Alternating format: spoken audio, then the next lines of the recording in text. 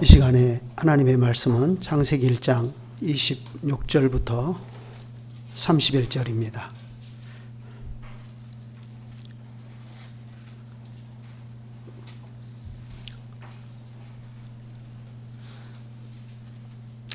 창세기 1장 26절부터 31절을 제가 낭독하겠습니다. 하나님이 이르시되 우리의 형상을 따라 우리의 모양대로 우리가 사람을 만들고 그들로 바다의 물고기와 하늘의 새와 가축과 온 땅과 땅에 기는 모든 것을 다스리게 하자 하시고, 하나님이 자기 형상 곧 하나님의 형상대로 사람을 창조하시되 남자와 여자를 창조하시고, 하나님이 그들에게 복을 주시며 하나님이 그들에게 이르시되 생육하고 번성하여 땅에 충만하라. 땅을 정복하라. 바다의 물고기와 하늘의 새와 땅에 움직이는 모든 생물을 다스리라 하시니라. 하나님이 이르시되 내가 온 지면에 씨 맺는 모든 채소와 씨 가진 열매 맺는 모든 나무를 너희에게 주노니 너희의 먹을거리가 되리라. 또 땅의 모든 짐승과 하늘의 모든 새와 생명이 있어 땅에 기는 모든 것에게는 내가 모든 푸른 풀을 먹을거리로 주노라 하시니 그대로 되니라. 하나님이 지으신 그 모든 것을 보시니 보시기에 심히 좋았더라. 저녁이 되고 아침이 되니 이는 6째 날이니라. 기도회를 통해서 창세기 1장을 지금 보고 있는데 시작했으니까 마무리도 해야 될 것 같습니다. 오늘은 하나님께서 사람을 지으시되 하나님의 형상대로 지으신 일을 중심으로 하나님의 말씀을 함께 생각해 보겠습니다. 하나님께서 사람을 창조하신 일은 창세기 1장에도 있고 2장에도 있습니다. 1장에서는 창조의 엿새를 말하는 가운데 엿새째 맨 마지막 순서로 사람을 창조하신 것을 말씀하고, 2장에서는 특별히 동방의 에덴의 동산을 창설하시고 거기서 사람을 그곳에 두시어 그것을 다스리며 지키게 하시는 언약을 세우신 일과 관련해서 그것을 좀 더 자세하게 보여줍니다.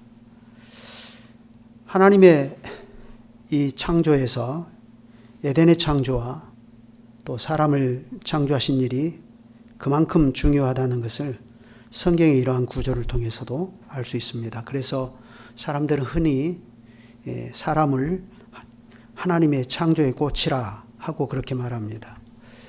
그런데 그 중에서도 특히 하나님께서 사람을 하나님의 형상대로 지으셨다 하는 이 사실이 중요합니다.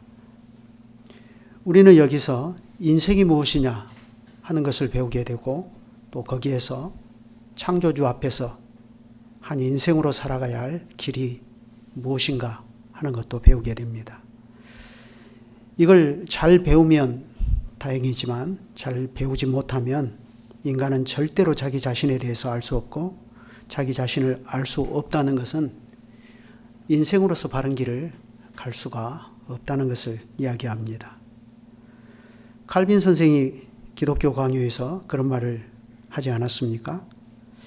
참되고 건전한 지식은 대부분 두 가지 부분으로 되어 있는데 그 하나는 하나님에 대한 지식이요, 다른 하나는 우리 자신을 아는 지식이다. 그러나 하나님을 아는 지식이 없는 곳에는 인간 자신에 대한 지식도 없다. 다시 말하면 하나님을 알지 못하면 인간이 누구이며 무엇을 위한 존재인지 알 수 없다는 말입니다. 사람이라면 마땅히 나는 누구인가? 나는 어디서 와서 어디로 가는가? 무엇을 하고 살아야 되는가? 하는 이런 것을 알아야 합니다. 달리 말하면 창조주 하나님 앞에서 사람은 인간 존재와 인간의 본분을 알아야 되고, 인생이 정당하게 가야 할 인생 대로가 무엇인지를 알고 살아야 되는 것입니다. 이걸 모르면 그 누구라도 방황하게 됩니다. 허탄한 거짓에 속아서 인생을 허비하게 됩니다. 어떤 사람은 출세와 성공만을 보고 불나방처럼 달려들다가 그것이 좌절되는 순간 절망해 버립니다. 어떤 사람은 자신의 손에 들어오는 재물을 전부로 알고 살다가 그것이 자기 손에서 다 빠져나가 버리는 순간 자기 인생도 함께 끝났다 하고 그렇게 생각합니다.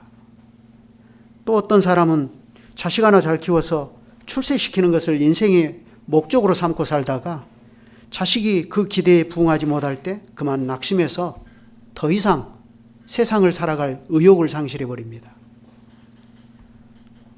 그러면 신자들은 어떻습니까? 예수를 믿고 교회를 열심히 다니면서 성경도 많이 묵상하고 살아도 사람이 하나님의 형상이라는 사실에서 인생의 길을 배우지 못하면 똑같아요. 불신자들과 똑같은 삶을 삽니다. 우상을 버리고 하나님께 돌아왔다고 하나 그 하나님이 사시고 참되신 하나님이요, 그분이 우리 인생들을 어떻게 무슨 목적으로 지으셨고 그분이 우리 인생 앞에 내놓으신 인생의 대로가 무엇인가, 그걸 알지 못하면 신자들의 삶도 결국은 불신자들의 삶과 다르지 않습니다. 다른 차이가 있다면 단지 뭐만 있죠? 일요일 날 교회 가더라, 그것만 다를 뿐입니다. 우리가 그렇게 산다면 참으로 그것은 불행한 일이 아니겠습니까? 여러분, 하나님께서 사람을 하나님의 형상으로 지으셨다. 어려운 얘기입니까? 이건 교회를 조금만 다니는 사람이라면 삽척동자도 다 알고 있는 이야기입니다. 그렇지만 이걸 지식으로 아는 것과 하나님의 형상대로 사는 것은 다른 문제이지 않습니까? 그러면 하나님의 백성임을 자임하는 오늘 우리는 어떻게 살아야 되고 어디로 가야 합니까? 여러분, 성경은 복음입니다. 하나님께서는 우리 인생들을 향해 심중에 품으신 것을 성경에 기록하셨습니다. 그래서 오고 오는 인생들로 하여금 하나님을 바르게 알고 마음으로 사랑하고, 그래서 결국 하나님께 찬양과 영광이 되는 인생들이 되도록 하셨습니다. 그런데 창세기 1장이 벌써 그것을 말하지 않습니까? 성경은 맨 첫 장, 첫 페이지부터 그걸 말해요. 다시 말씀드리지만 창세기 1장은 세상의 기원에 대한 우리의 호기심을 채워줄 목적으로 주신 것이 아닙니다.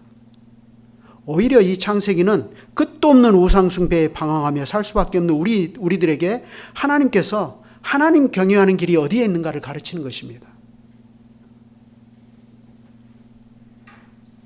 창세기 1장에서 하나님이 맨 먼저 우리 인생들에게 하시는 말씀은 말할 것도 없이 하나님만이 천지의 대주제이시며 그분만이 사시고 참되신 유일하신 하나님이시다 하는 것입니다.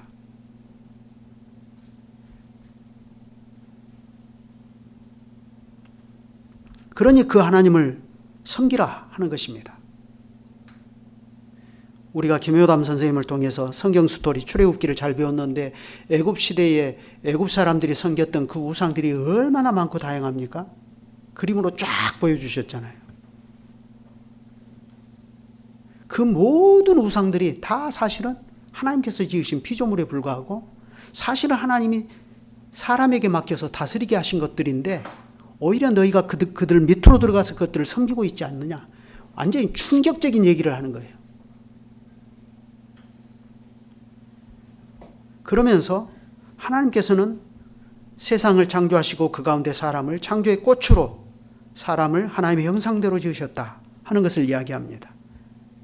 그러면서 이걸 통해서 인간의 존재와 인간의 본분과 하나님 앞에서 인생이 가야 할 길이 무엇인가 하는 것을 딱 보여주는 것입니다. 그래 이것을 잘 배워서 이대로 살면 그게 바로 하나님과 동행하는 것입니다. 그게 하나님께서 옳다 인정하여 주시는 길 아닙니까? 그렇기 때문에 그 길을 잘 가면 인생은 의미 있게 되고 그것이 인생의 보람이고 하나님께서는 그것이 생명이다 하고 가르쳐 주십니다. 하나님께서는 사람을 하나님의 형상대로 만드시고 그에게 에덴을 맡기면서 이 모든 것을 다스리고 지키되, 그렇지만 동산 중앙에 있는 나무의 실과는 먹지 말라. 먹는 날에는 내가 반드시 죽을 것이라 하셨습니다. 하나님의 형상과 에덴을 다스리며 지키는 것과 이 창세기 2장 16절의 말씀이 딱 붙어 있는 거예요. 이걸 따로따로 이해하면 안 됩니다.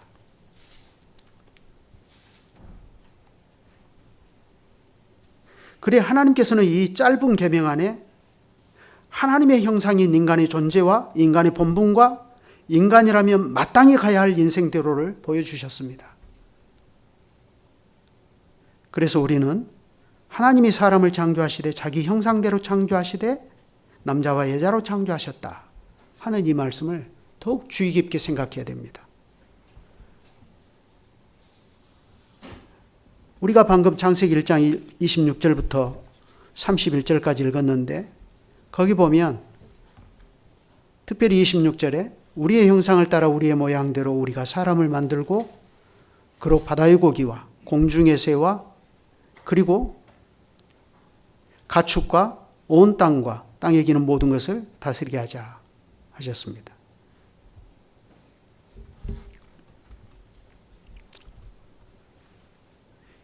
여기에서 우리는 하나님의 창조가 성부와 성자와 성령, 삼위 하나님의 긴밀한 의논과 협력에 의한 일이라는 것을 알게 됩니다. 다른 것을 창조하실 때는 이렇게 구체적으로 말씀하신 일이 없어요.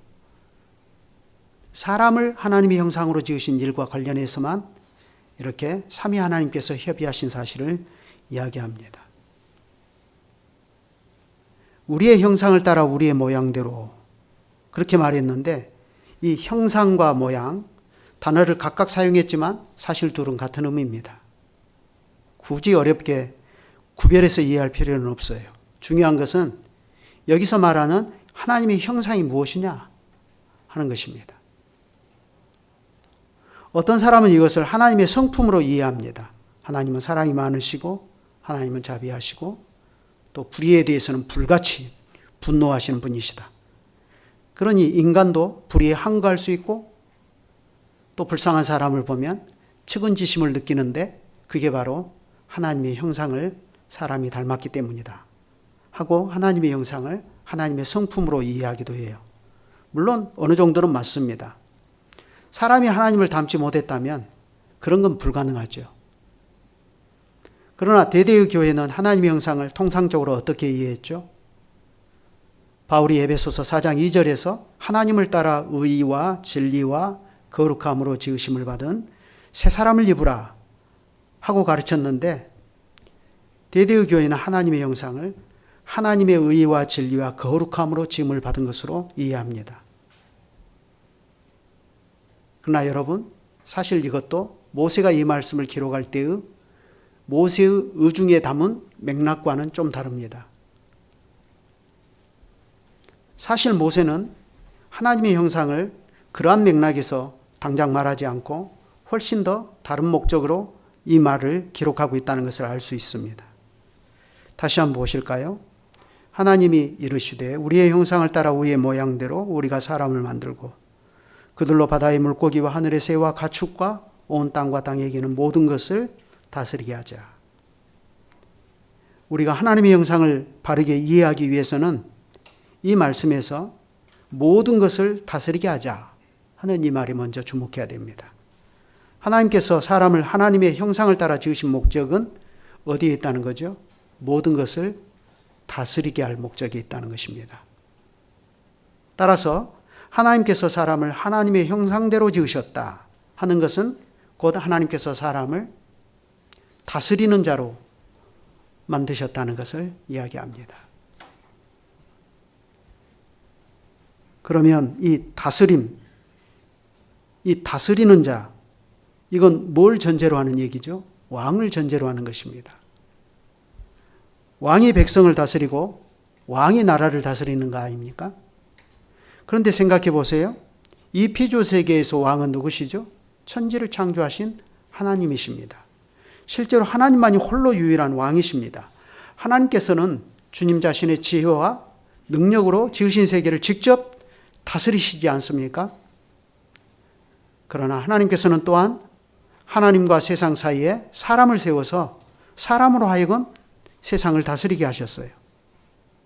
그렇게 해서 중요한 것은 사람의 이 통치가 하나님의 다스림을 구현하도록 하셨다는 점입니다. 그러니까 하나님을 가장 방불하게 닮은 것이 어디에서 나오게 하셨다는 거죠? 다스림에서 나오게 하셨다는 것을 알 수 있습니다.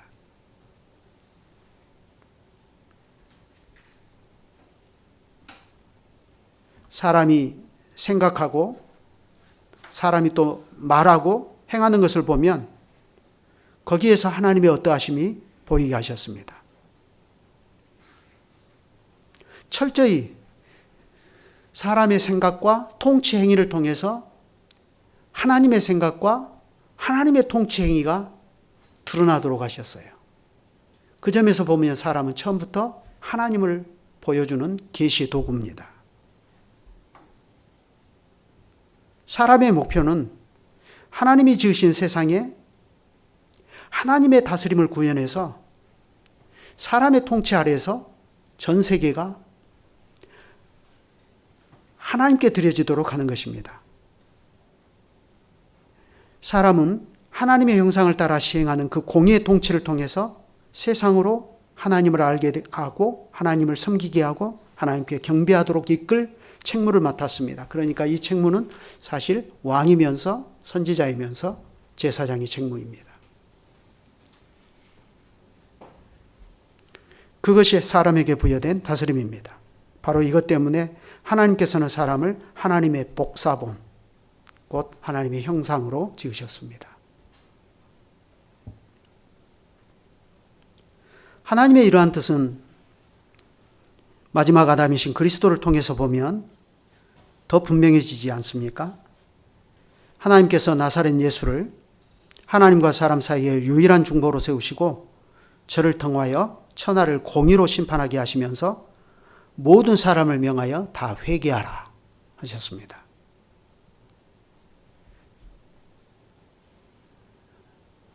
아담을 먼저 세워서 그 일을 하게 하셨으나 그가 타락하여서 그 일에 미치지 못하는 자라는 것을 드러내게 되었을 때 하나님께서는 그를 폐하시고 주님의 아드님을 마지막 아담으로 세우시며 그에게 하늘과 땅의 모든 권세를 주시어서 만물을 다스리게 하셨습니다. 하나님께서 그 아드님을 기름 부어 시온에 세우시고 열방과 온 세상에 명하여 모든 무릎을 예수의 이름에 꿇게 하셨습니다. 모든 입으로 예수 그리스도를 주라 시인해서 하나님 아버지께 영광을 돌리게 하시지 않았습니까? 그러므로 이 그리스도에 대해서 히브리서는 전하기를 그리스도는 하나님의 영광의 광채시요 그 본체의 형상이시라 하고 전합니다. 주의 우편에 계신 그리스도의 다스림은 하나님의 다스림이고 하나님께서는 주님의 우편에 세우신 그리스도를 통해서 하나님의 뜻이 친히 지으신 만물 가운데서 나타나게 하셨습니다. 그러니 그리스도의 생각과 그리스도의 말씀 또 그리스도께서 행하시는 모든 것이 그를 이 세상에 보내신 하나님의 것이고 하나님의 다스림이 구현되고 하나님의 뜻을 행하고 그래서 하나님이 나타나게 하셨습니다.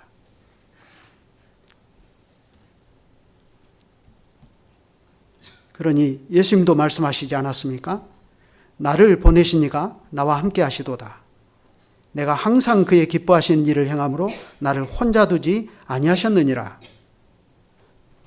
한 번은 안식일에 병자를 고쳐주신 일로 바리새인들이 왜 안식일에 병자를 고쳤느냐고 시비를 거니까 예수님께서 뭐라 하셨죠? 아버지께서 일하시니 나도 일한다 하셨습니다.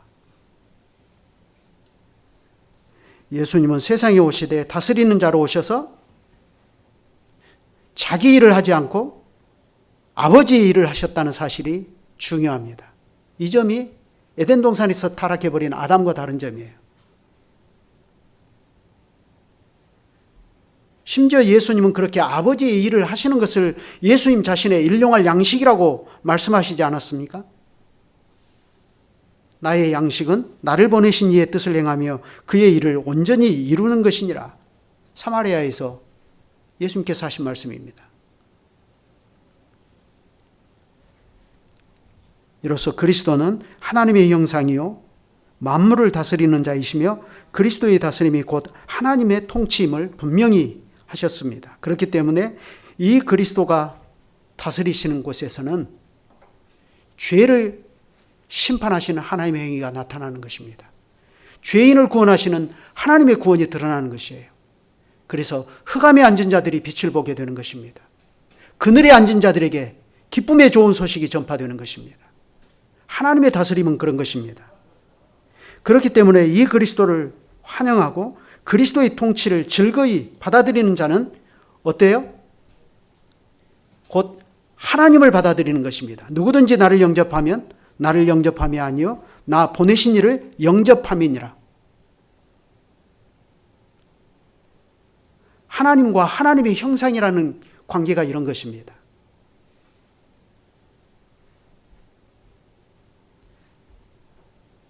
더하여 하나님께서는 그 본체의 형상이신 그리스도에게서 하나님이 찬란하게 보이도록 하셨습니다.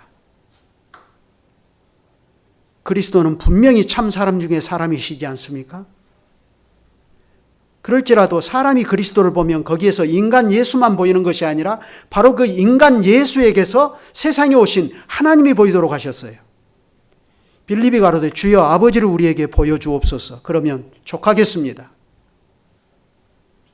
예수께서 가라사대 빌립아 내가 이렇게 오래 너희와 함께 있을 때 네가 나를 알지 못하느냐? 나를 본 자는 아버지를 보았거늘 어찌하여 아버지를 보이라 하느냐? 그래 이것이 마지막 아담이신 그리스도를 세상에 보내신 하나님의 뜻입니다. 그러므로 그리스도는 세상에 오셔서 전파하신 천국 복음과 그 모든 가르침과 그 모든 행하신 표적을 통해서 하나님의 나라가 하나님의 통치가 구현되는 하나님의 나라가 어떤 것인가를 보여주셨습니다. 이러므로 사람이 하나님을 알려면 그리스도라는 거울을 통해서 알게 하셨습니다. 그리스도는 하나님의 거울이어서 그리스도를 보면 하나님이 보이고 그리스도를 보지 못하면 그 사람은 소경이라 그의 눈앞에서는 하나님도 보이지 않게 하셨습니다. 이러므로 내가 곧 길이요 진리요 생명이니 나로 말미암지 않고는 아버지께로 올 자가 없느니라 하신 우리 주님의 말씀은 진리입니다. 세상에 오셔서 전하신 그리스도의 말씀은 하나님의 말씀입니다. 그리스도의 다스림은 하나님의 통치입니다. 사람이 그리스도께 다가오면 그것이 곧 하나님께 나아가는 것입니다. 그러니 이 그리스도께 나아가는 것이 곧 성전에 계시는 하나님께 나아가는 것이 되는 신비가 바로 여기에 있습니다. 실제로 그런 일이 있었잖아요. 사람들이 중풍병자를 데리고 왔습니다. 예수께서 저희 믿음을 보시고 이르시되 소자야 안심하라 내 죄 사함을 받았느니라 하셨습니다. 그러자 곁에서 서기관들이 그걸 보고 뭐라고 비판했습니까? 참남하다.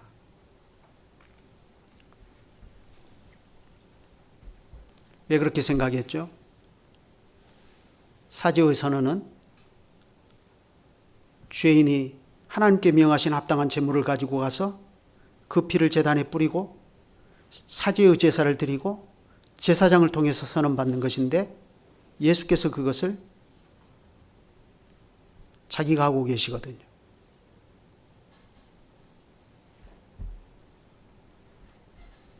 그러나 그리스도는 아시고 말씀하셨습니다. 너희가 어찌하여 마음에 악한 생각을 하느냐?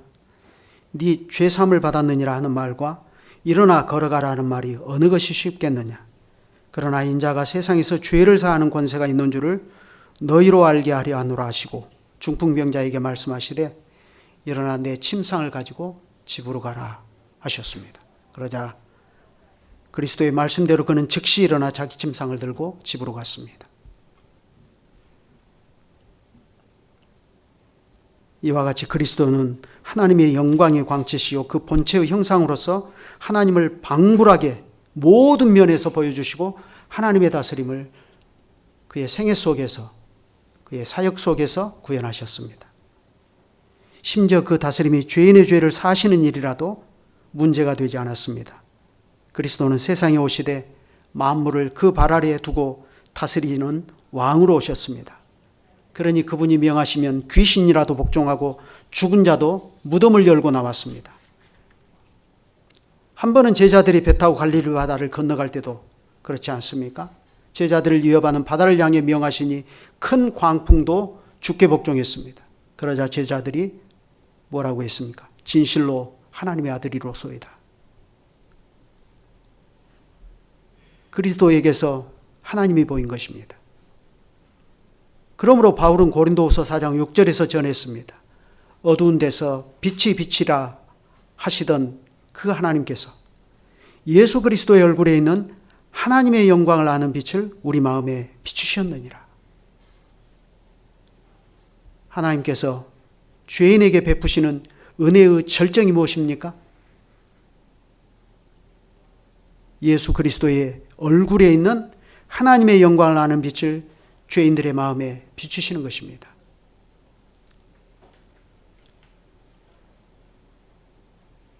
여호와께서 그 얼굴로 내게 비치사 은혜 베푸시기를 원하며 여호와께서 그 얼굴을 내게로 향하여 드사 평강 주시기를 원하노라 하는 제사장의 그 축복이 그리스도의 얼굴에 있는 하나님의 영광을 아는 빛을 죄인의 마음에 비추시는 일에서 어떻게 실현이 되는가 하는 것을 우리가 넉넉히 알 수 있지 않습니까?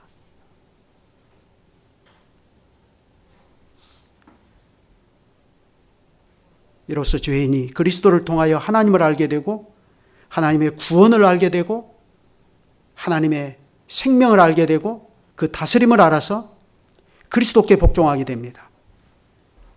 그리스도께 복종하는 것이 곧 그를 보내신 하나님께 복종하는 것입니다. 이것이 생명이고 이게 영생입니다. 사람만 아니라 온 세상이 이와 같이 그리스도를 통해서 하나님의 다스림을 받게 하셨습니다. 그래서 피조물도 그 창조된 지위와 그 영광스러운 본래의 위치를 회복하게 하셨어요. 피조물도 그 썩어짐의 종로로 닫은 데서 해방되어 하나님의 자녀들의 영광의 자유에 이르게 하신 것입니다.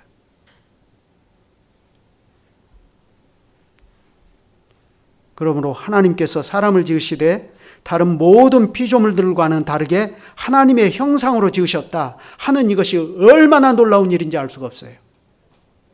모르니까 그냥 쓱 넘어가지 알고서는 그냥 넘어갈 수가 없어요.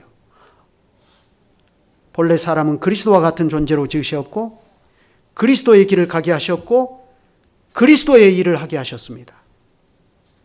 우리가 그런 존재들입니다. 사람을 보면 하나님이 보이고 하나님의 형상이 사람이 지나간 그 길을 보면 하나님께서 지나가신 그 길이 보이도록 하신 거예요. 그런데 그 일을 그리스도께서 온전히 이루셨습니다. 그런데 놀라운 것은 하나님께서 바로 이 그리스도 안에서 죄인들이 우리로 하여금 아들의 형상을 본받게 하셨다는 사실입니다. 그러니 아무리 타락하고 아무리 어두운 세상이라도 그리스도 안에서 하나님의 형상이 신자를 보면 그에게서 살아계신 하나님의 빛이 보이도록 하셨어요. 교회를 보면 하나님의 빛이 비치도록 하신 겁니다. 교회는 그런 것입니다.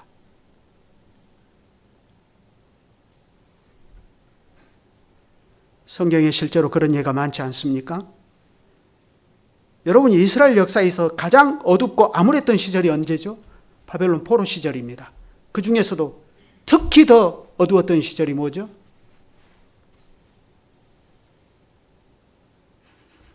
다니엘이 하나님을 경외하다가 사자굴에 떨어져 버린 일, 또 다니엘의 세 친구가 하나님께 경배하고 우상에 경배하지 않기 위해서 풀무불에 던져져 버린 그 순간이지 않습니까? 그건요, 하나님의 백성, 그 개인적으로 그 사람들의 일이 아니고 이스라엘이 그렇게 되는 것을 이야기합니다. 그런데 그때 그들이 우상에게 절하지 않기 위해서 믿음을 지키고 나갈 때 어떻게 되었습니까?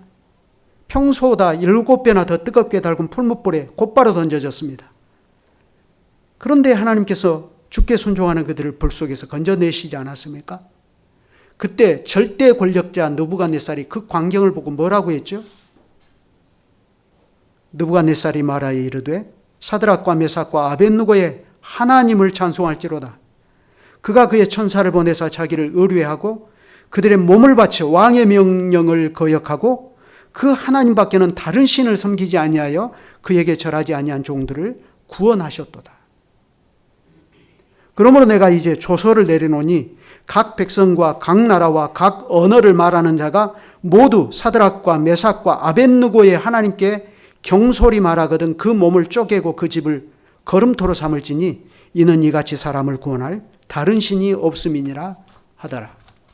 신자가 하나님의 형상으로서 자기가 하나님의 백성인 줄을 알고 믿음으로 자기 인생길을 걸어가면 그 사람을 통해서 하나님의 구원이 온 세계에 드러나는 것입니다.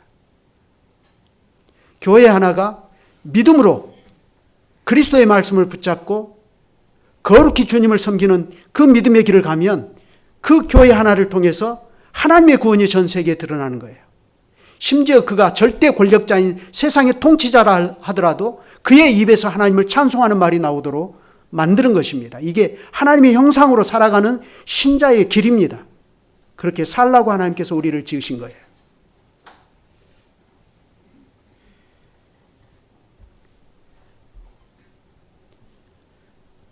여러분, 우리는 지금 무죄 상태의 에덴 동산을 살아가는 것이 아닙니다.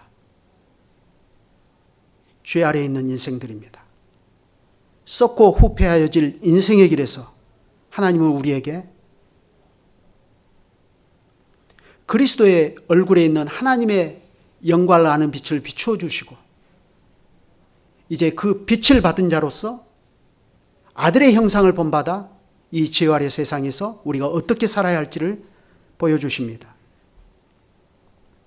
그러니 하나님께서 사람을 지으시되 하나님의 형상을 따라 하나님의 모양으로 지으셨다 하는 것은 뭐 성경책 펴놓고 탁상공론이라는 죽은 교리를 논하는 것이 아닙니다. 그것은 오늘 이 불신의 어두운 세상에서 하나님은 살아계시다. 하나님은 생존하시는 영원한 왕이시다. 그분의 나라만이 영원 무궁하다 하는 것을 증명하고 살아야 할 우리의 고단한 삶의 현장에서 우리는 우리 자신이 하나님의 형상이라는 사실을 증명하고 살아야 됩니다. 누구처럼요? 다니엘처럼, 사드락과 메삭과 아벳느고처럼. 예수님도 그러시지 않았습니까?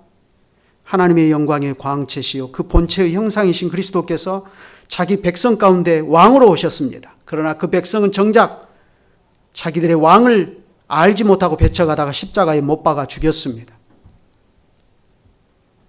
그런데 그리스도께서는 어떻게 자기가 하나님의 영광의 광채시고 그 본체의 형상이라는 사실을 증명하셨죠? 십자가에 죽기까지 복종하심으로.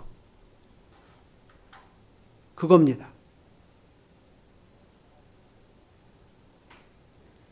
하나님의 형상은 하나님께서 괜히 우리에게 어깨를 으쓱하도록 만들어 주시려고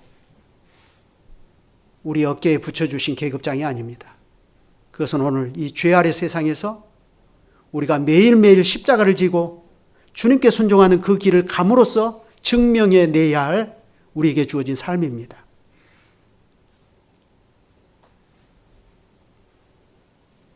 그래 주께서 그렇게 십자가에 죽기까지 복종하심으로 어떤 일이 거기에서 벌어졌습니까? 백부장과 및 함께 예수를 지키던 자들이 지진과 그 되는 일들을 보고 심히 두려워하여 가로되 이는 진실로 하나님의 아들이었도다. 하나님의 아들이시고 하나님의 형상이라는 사실이 십자가의 죽으심을 통해서 증명된 겁니다. 우리는 여기서 사람이 어떻게 하나님의 형상으로 살아가는가 하는 사실을 배우게 됩니다. 하나님께 대한 반역과 죄로 그 형상을 잃어버렸을 때 하나님께서는 그리스도를 주시어 우리를 하나님의 형상으로 다시 회복해 주셨습니다. 그러므로 우리는 하나님의 형상으로 살아야 합니다. 하나님의 영광의 광채시고 그 본체의 형상이신 그리스도를 좇아 그분의 살아있는 지체로 살아가야 됩니다. 다만 주님이 다시 오시는 날까지 하나님의 형상으로 살아야 할 우리는 이 죄 아래 현실에서 광야의 인생길을 걸어갑니다. 우리의 삶이 광야의 인생길이라고 해서 내가 하나님의 형상으로 살아야 한다는 이 사실이 변하는 것은 아닙니다. 그러면 그 사실을 우리는 어떻게 이루면서 살아갈 수 있습니까? 우리도 날마다 내 십자가를 지고 주님을 부지런히 붙여가는 것입니다. 그것이 하나님의 형상으로 우리가 살아가야 할 우리의 인생길입니다. 기도하시죠.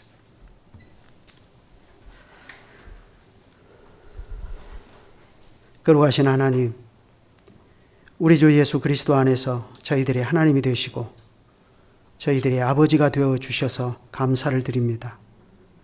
아버지께서는 본래 저희를 주님의 형상으로 주시고 또한 그리스도 안에서 하나님의 형상으로 회복하여 주셨습니다. 그러므로 저희는 여기에서 인생의 존재와 본분과 가야 할 길이 있음을 깨닫게 됩니다. 그러나 저희가 그걸 깨닫고 그 믿음으로 살아가야 할 이 길은 광야의 인생길입니다. 그러므로 우리가 하나님의 형상으로 살 수 있는 길은 매일 십자가를 지고 날마다 그리스도를 부지런히 붙여가는 길 외에는 달리 다른 방법이 없다는 것을 깨닫게 됩니다. 그러니 이 일을 저희가 감당하며 살아갈 수 있도록 저희의 매일매일을 주님께서 눈동자처럼 지켜주시고 평안을 주시고 십자가를 지고 걸어가는 저희들의 걸음이 힘을 잃지 않도록 저희들을 격려하시며 매일매일 주님의 말씀으로 저희를 세워주시옵소서. 주 예수 그리스도의 이름으로 기도드립니다.